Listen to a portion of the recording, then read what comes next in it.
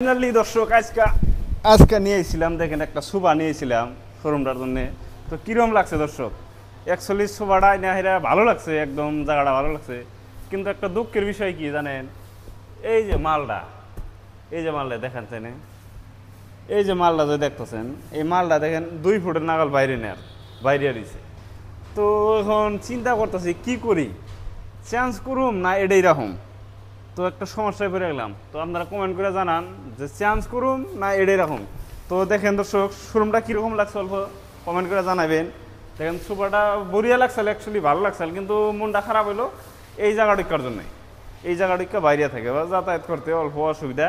তো আপনারা কমেন্ট করে জানান, যদি ভালো লাগে আপনাদের জন্য রাখুন। আমার যারা কাস্টমার আহেন বা আমার যারা ফ্যান আছেন যারা আসেন, তো আপনারা কমেন্ট করে জানাবেন। যদি রাখতে কন তাহলে রাখুম, আর যদি কন না ঘুরিয়ে দেন তো বেলেগটা আনুম, এটা ছোটো করে নেব।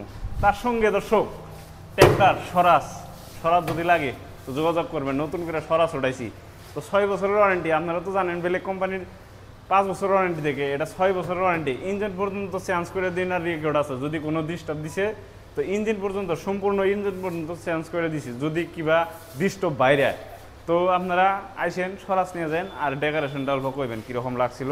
অ্যাকচুয়ালি ভালোই লাগছিল, কিন্তু মালটা এনে বড় হন কী করি একটা ডিসিশন নিব। আপনারা কমেন্ট করে জানাবেন। যদি কমেন্ট ভালো কন তাহলে রাখুন, যদি খারাপ কন তাহলে ঘুরিয়ে দিন। ধন্যবাদ।